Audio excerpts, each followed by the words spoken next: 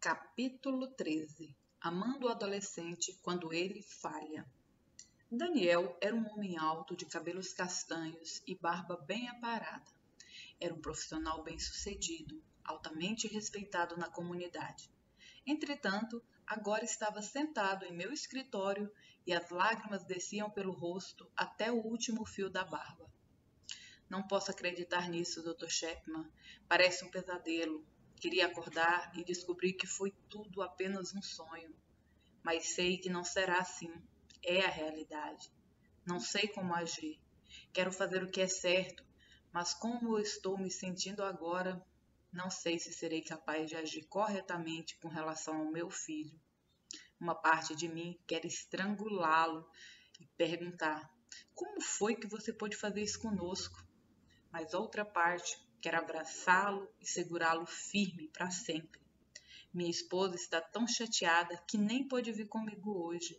Nosso filho está voltando para casa amanhã e não sabemos o que fazer.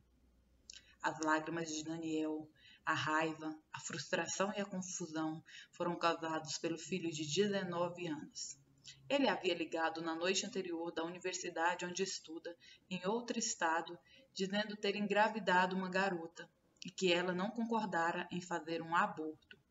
O rapaz comentou que sabia o quanto aquela notícia iria magoá-los e que tinha consciência de que fizera algo errado, mas precisava de ajuda e não sabia a quem recorrer. Daniel e a esposa, Mickey, passaram a noite inteira tentando se consolar mutuamente, mas foi em vão. O filho havia errado e eles não tinham resposta para o que ele havia feito.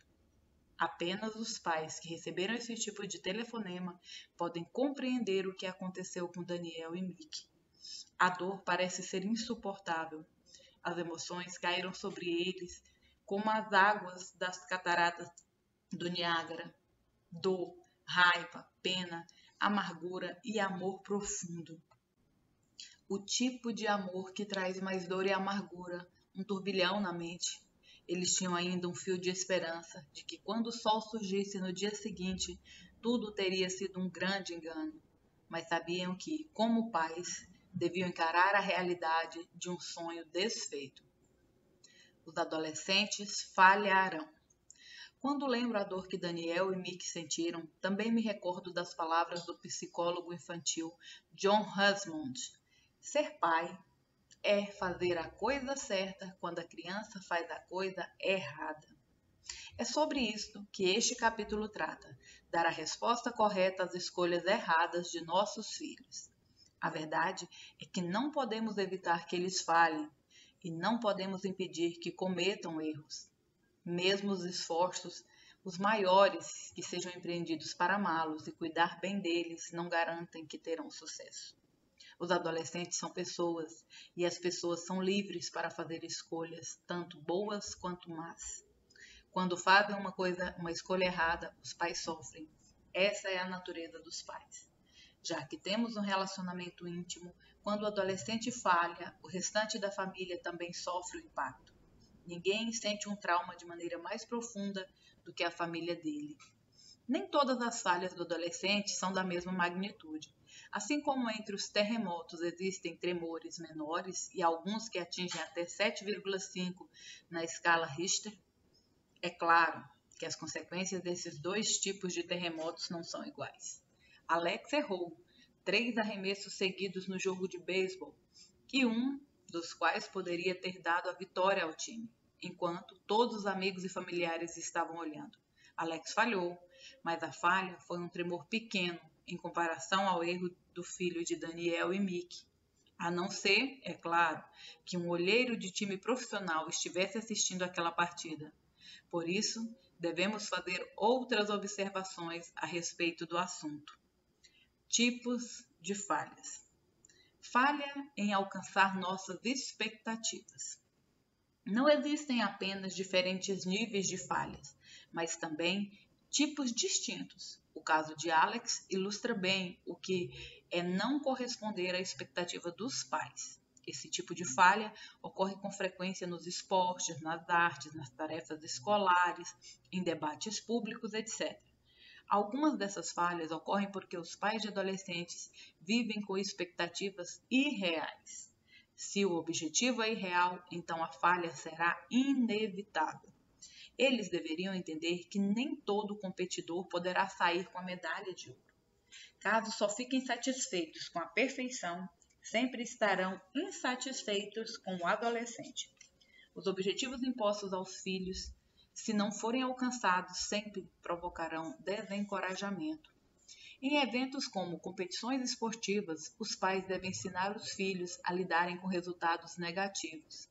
Ficar em segundo lugar nas eliminatórias não é uma falha. Se existiam outros times no campeonato, significa que o seu é melhor que 28 deles. Chegar em último lugar em uma maratona significa que você é melhor do que 100.000 pessoas que nem chegaram a entrar na corrida. Se a filha estava tocando clarinete na banda da escola e ficou em 10º lugar em uma competição entre 100 escolas, a banda que ela toca teve uma aprovação de mais de 90%. Isto é motivo para celebrar, não para reclamar do desempenho da banda. Evidentemente, todo mundo gostaria de vencer todas as competições. Na verdade, haverá apenas um vencedor, mas isso não significa que todos os outros são perdedores. Em nossa cultura altamente competitiva, em que vencer é tudo, os adolescentes sempre falham após serem estimulados por adultos bem intencionados a competir, às vezes até pelos próprios pais.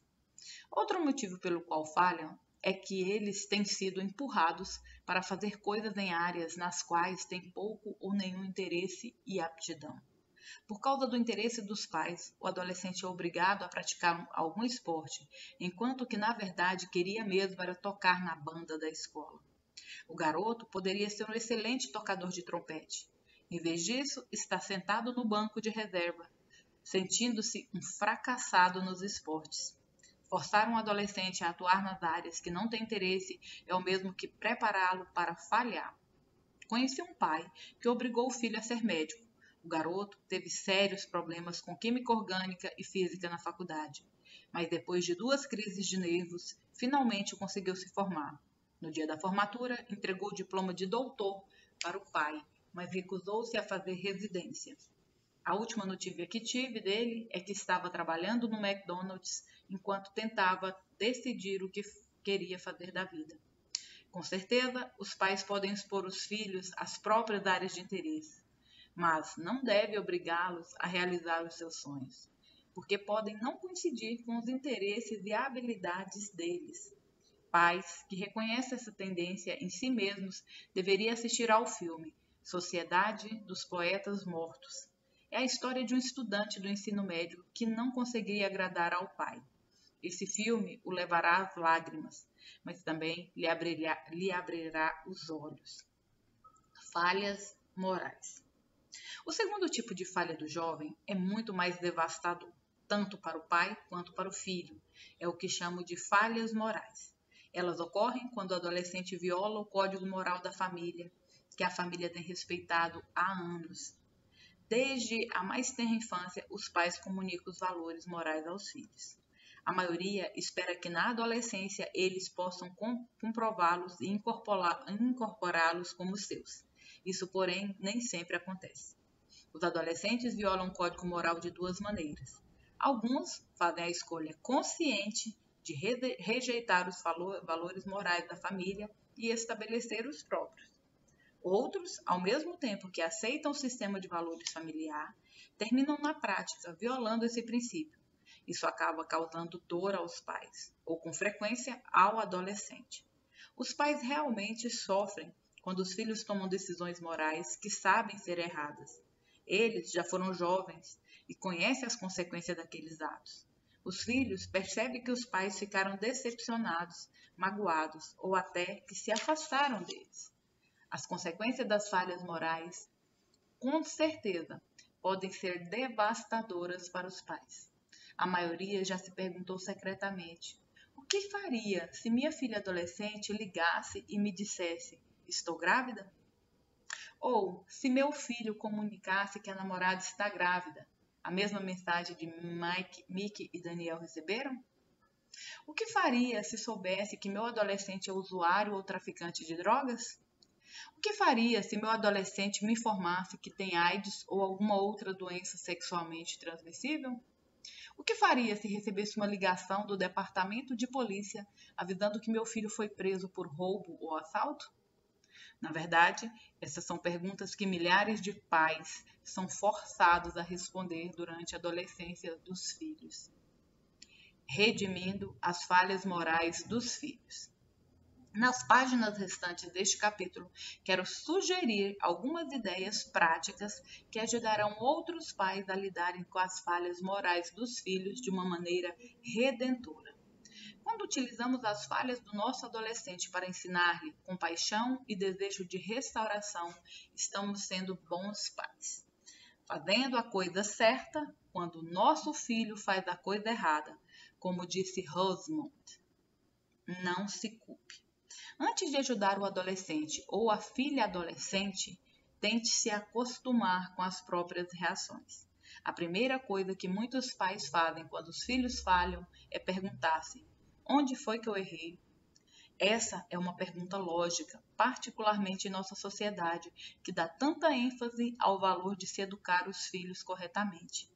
Entretanto, muitos livros de autoajuda e seminários sobre criação de filhos enfatizam demais o poder de se educar corretamente os filhos, mas falham em reconhecer que os adolescentes têm liberdade de escolha. A verdade é que eles podem e irão fazer escolhas tanto dentro de casa quanto fora dela. Lembre-se de que essas escolhas sempre terão consequências. Escolhas mal feitas produzem resultados negativos, enquanto que escolhas certas produzem frutos positivos. Os pais não podem acompanhá-los 24 horas por dia para controlar o comportamento deles. Você podia fazer isto quando sua filha tinha 3 anos, mas agora que tem 13, não dá mais. Mesmo que pareça assustador, o jovem deve ter a liberdade de fazer escolhas. As escolhas aumentam durante a puberdade. Esse é um processo necessário e normalmente saudável, mas que aumenta o risco de ele errar. Os pais que se culpam não ajudam o adolescente. Em resumo, o jovem tomou uma decisão e agora é ele que está sofrendo as consequências. Se os pais tomam a culpa para si, irão retirá-lo do adolescente, que estará mais do que satisfeito em saber que outra pessoa irá assumir o que ele fez de errado. Ao conseguir colocar o peso da culpa sobre os ombros de outra pessoa, será mais difícil para ele aprender com os próprios erros, que com certeza os repetirá no futuro. Os pais mais propensos a assumir a culpa das falhas morais dos adolescentes são aqueles que têm consciência de que não foram bons pais nos primeiros anos da puberdade do filho. Eles leram livros e participaram de seminários, mas chegaram à conclusão de que violaram alguns dos conceitos básicos da boa criação. Não quero colaborar com a ideia de que os pais não são responsáveis por serem bons pais. Digo que você é responsável pelos próprios erros e não pelos erros do filho. Se reconhecer falhas específicas nos padrões empregados na criação deles no passado, confesse a Deus e ao adolescente. Busque perdão de ambos, mas não aceite a responsabilidade pelas más escolhas que fizerem. Não pregue sermão. Normalmente o adolescente sente-se culpado. Ele sabe quando seu comportamento machuca os pais. Está ciente de que violou o código moral que aprendeu. Portanto, não é necessário fazer-lhe um sermão. Para Daniel, aquele pai cuja história serviu de abertura a este capítulo, eu disse: quando seu filho voltar para casa amanhã, não deixe que as primeiras palavras sejam de condenação. Não diga: por que você fez isso? Você sabe que isto vai de encontro a tudo que lhe ensinamos durante todos esses anos. Como você pôde fazer isso conosco? Você não sabe que está nos machucando profundamente? Você arruinou tudo. Não posso acreditar que tenha sido tão estúpido. Entendo que tenha bons pensamentos e sentimentos. Continuei. Mas o garoto não precisa escutar essa condenação. Ele com certeza já fez essas colocações a si mesmo. Se disser essas coisas e fizer essas perguntas, ele pode se tornar defensivo e parar de se questionar. O adolescente que errou precisa lutar contra a própria culpa, mas não precisa de mais condenação. Não tente consertar. A resposta natural de muitos pais é tentar minimizar o que aconteceu. Tentar controlar os estragos e proteger o adolescente é, na minha opinião, uma decisão pouco sábia. Se você procurar remover e diminuir as consequências naturais das falhas, irá contra a própria maturidade dele. Ele aprendeu uma das lições mais importantes da vida por meio da experiência e das consequências dos próprios erros. Mas, quando essas consequências são removidas pelos pais, o adolescente recebe outra mensagem. Essa mensagem é aquela que dá origem à irresponsabilidade. Posso fazer algo de errado, porque alguma pessoa vai tomar conta das consequências. Esse tipo de conclusão faz que seja difícil para o adolescente aprender a lidar com as responsabilidades. Sei que é difícil ver o filho sofrendo as consequências das próprias decisões, mas remover as consequências também é impedir que ele tenha um dos grandes professores, a vida. Lembro-me de um pai que me disse: a coisa mais difícil que já fiz foi sair da sala do delegado e deixar meu filho dentro da cadeia. Sei que poderia ter pago a fiança, mas também sabia que se o fizesse, ele voltaria a vender drogas naquela mesma noite. Para o seu próprio bem, escolhi deixá-lo sofrer as consequências dos próprios atos. Analisando a situação, foi uma das melhores decisões que já fiz a favor dele. Até aqui, temos falado das coisas negativas. Não se culpe, não faça sermões para adolescente, não tente ajeitar as coisas. Agora, vamos ver o lado positivo. Ame o filho incondicionalmente. Primeiro, demonstre amor incondicional por ele. Isso não contradiz o que acabamos de explicar. Permitir que experimente as consequências dos próprios erros é em si mesmo um ato de amor. Ao agir dessa maneira, você estará buscando o bem-estar dele. E isso é a essência do amor. Entretanto, o que trato neste capítulo é como suprir as necessidades emocionais que o adolescente tem de amor. É aí que as 5 linguagens do amor são importantes. Se você conhece a linguagem do amor do adolescente, este é o momento de usá-lo em alto e bom som, enquanto usa também as outras linguagens tanto quanto possível. As falhas morais dos adolescentes criam sentimentos de culpa. Essa emoção afasta-o de você. Se Adão e Eva tentaram se esconder da presença de Deus no Jardim do Éden, então não estranhe que o adolescente também se esconda de você. Ele pode ter medo da condenação. A resposta de Adão e Eva é um bom modelo de resposta para os pais. Deus permitiu que sofressem as consequências do erro, mas ao mesmo tempo lhes deu um presente. Eles tentavam se esconder atrás das folhas de figueira, e Deus lhes deu vestes de pele de animais. Os pais devem demonstrar amor pelo adolescente, não importa qual tenha sido o erro dele. Mais tarde, Daniel e Mickey me disseram que, quando o filho voltou para casa, eles o receberam na porta de braços abertos. Eles o abraçaram por um longo tempo e disseram, em meio às lágrimas: "Nós te amamos." Então, se sentaram e escutaram o filho confessar os próprios erros e pedir-lhes perdão. O amor incondicional cria um clima para o diálogo aberto. O adolescente precisa saber que, não importa o que tenha feito, existe alguém que continua acreditando nele, achando que tem valor e, por isso, estão dispostos a perdoá-lo. Quando ele sente o amor emocional dos pais, é mais provável que enfrente os erros com a cabeça erguida, aceitando as consequências e tentando aprender algo positivo da experiência. Escute o adolescente com empatia. Dissemos anteriormente que esta não é hora de pregar um sermão ao adolescente. É tempo de escutar com empatia. Empatia quer dizer sentir o mesmo que a outra pessoa está sentindo. Os pais precisam se colocar no lugar do adolescente e tentar entender o que levou-o a cometer aquele erro, bem como o que está sentindo no momento. Se o adolescente percebe que estão tentando entendê-lo e se identificam com os sentimentos dele, sente-se encorajado a continuar falando. Entretanto, se percebe que os pais o escutam com uma atitude de reprovação, a conversa irá durar pouco e sairá dela não sentindo-se amado, mas rejeitado. Escutar com empatia pode ser aprimorado quando se fazem perguntas que remetam a reflexões como: você está dizendo que isto é o que sentiu naquele momento? Você está nos dizendo que achava que não o entenderíamos? É isto o que está dizendo? Tais perguntas dão ao adolescente a chance de esclarecer os próprios pensamentos e emoções, e aos pais a oportunidade de entendê-lo.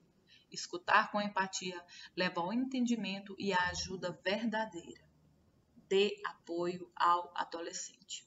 Uma vez que você já escutou e entendeu os pensamentos e sentimentos do adolescente, poderá dar-lhe apoio emocional. Deixe que saiba que não concorda com as atitudes dele e que também não poderá evitar as consequências.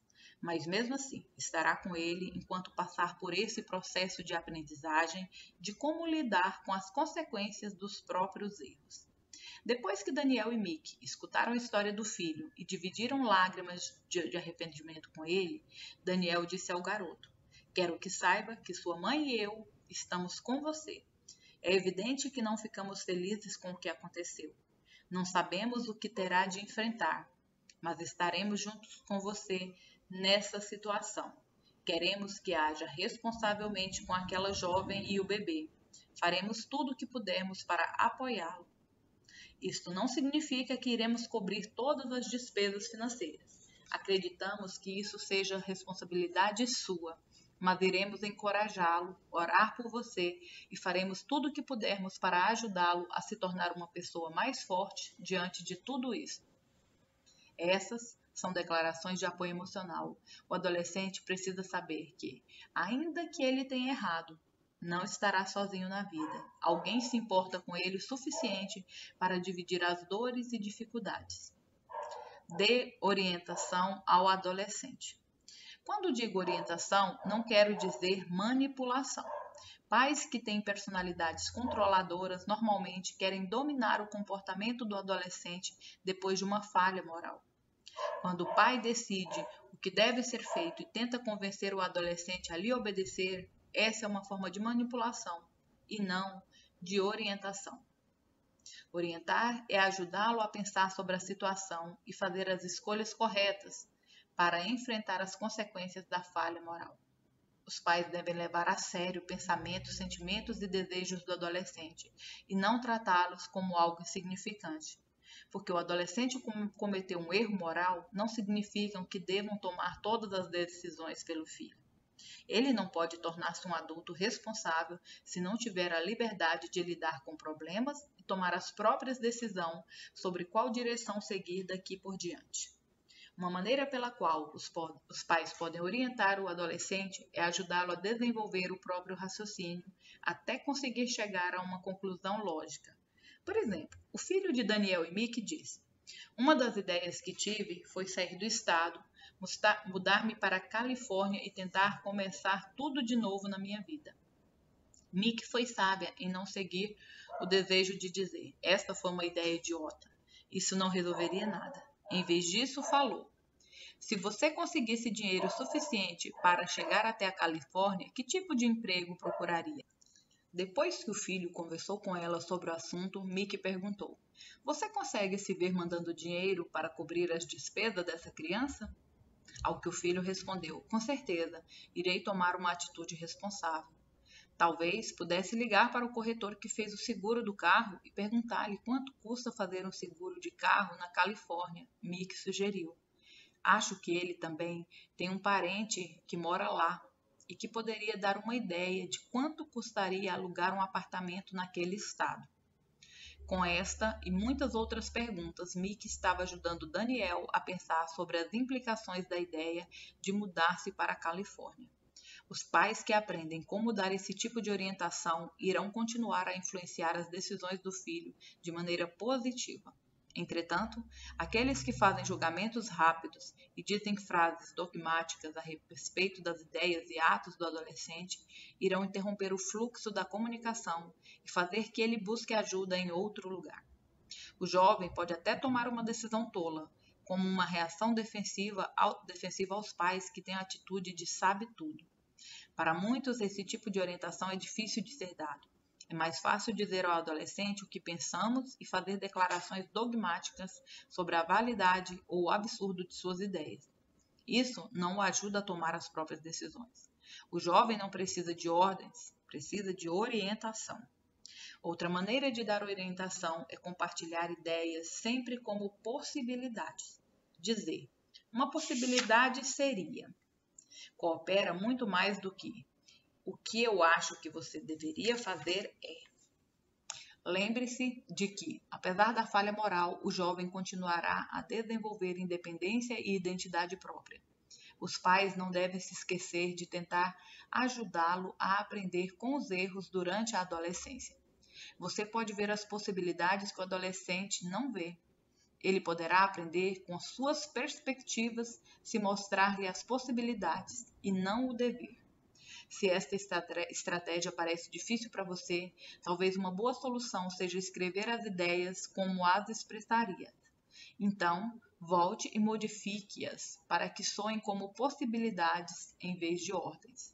Por exemplo, uma das ideias originais de Daniel era: eu acho que você deveria sair da escola por este semestre e arranjar um emprego, para poder economizar dinheiro suficiente a fim de ajudar nas despesas que terá com o nascimento desta criança. Você também precisará de aconselhamento. Podemos ajudá-lo nisso. Então, no outro semestre, poderá voltar à escola. Talvez sua namorada decida dar a criança a alguém que queira adotá-la. Então, as despesas cessarão. Daniel continuou pensando no que diria ao filho. Normalmente, é desta maneira que teria expressado os sentimentos, sendo direto e dizendo ao filho o que deveria fazer.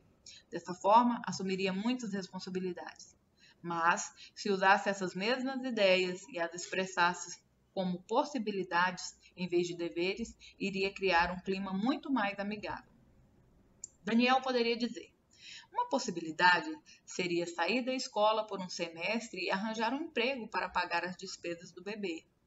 Você também pode necessitar de aconselhamento profissional. Se quiser, sua mãe e eu podemos pagar isso para você. No semestre seguinte, depois de o bebê ter nascido, pode ver se a mãe permitirá que a criança seja adotada. Isso pode criar uma situação totalmente diferente. Claro que existem outras possibilidades. Pense nisto e, se quiser, poderemos conversar a respeito mais tarde. Caso consideremos apenas as palavras, a mudança nessas duas apresentações é muito pouca. Mas, em termos de enfatizar o crescimento pessoal e a responsabilidade, a última está anos-luz à frente da primeira. O filho de Daniel será provavelmente mais influenciado caso o pai escolha a segunda opção. Orientação, mesmo que seja muito mais difícil do que simples ordem, é de longe o meio mais eficiente de ajudar o adolescente a aprender como tomar decisões responsáveis. Se, depois de toda essa conversa, você constatar que o jovem irá fazer aquilo que pensa não ser uma boa escolha, irá piorar a situação em vez de melhorar. Você poderá continuar orientando com conselhos em vez de lhe dar ordens. A questão é reconhecer a autonomia dele como pessoa e esperar que, por fim, tome as próprias decisões. Nessa situação, um pai pode dizer: Brett, quero que esta decisão seja sua, porque você é quem terá de viver com as consequências. Mas quero dividir com você o meu temor, se tomar essa decisão.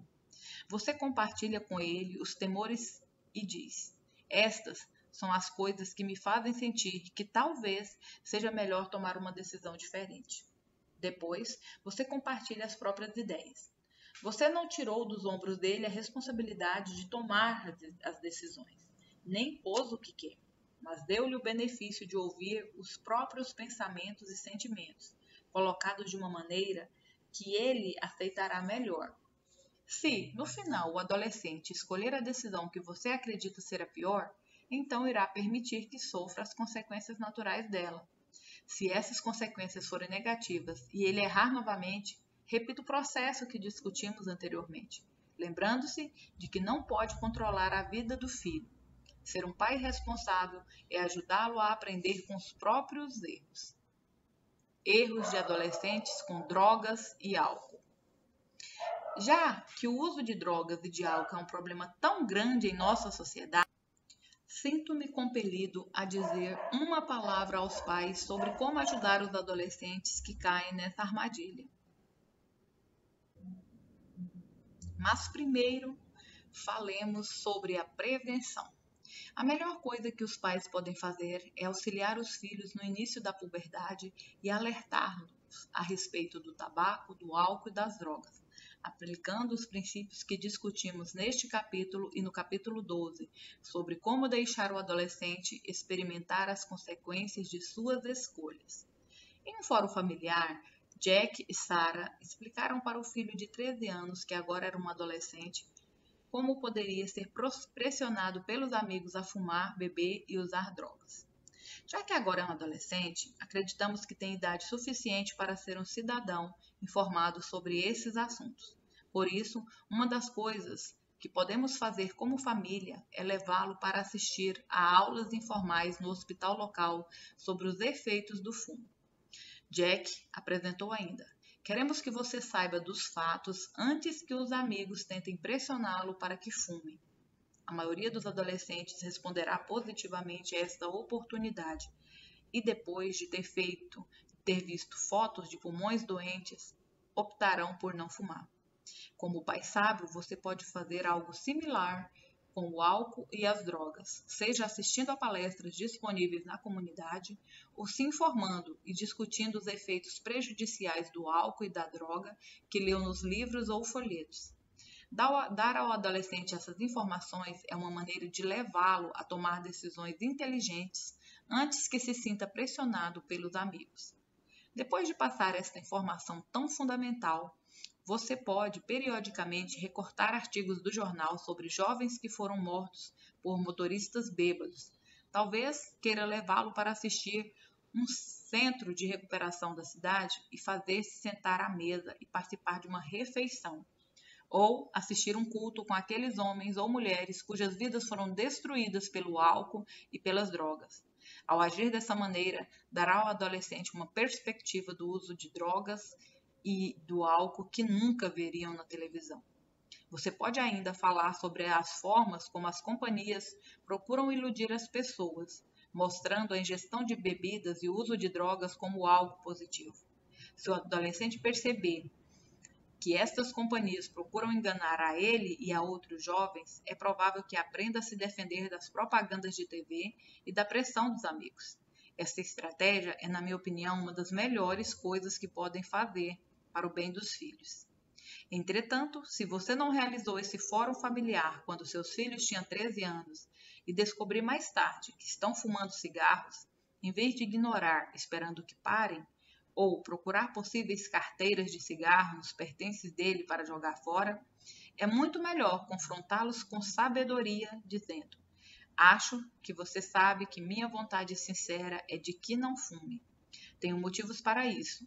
O cigarro é tremendamente prejudicial à saúde, mas sei que não posso tomar esta decisão por você.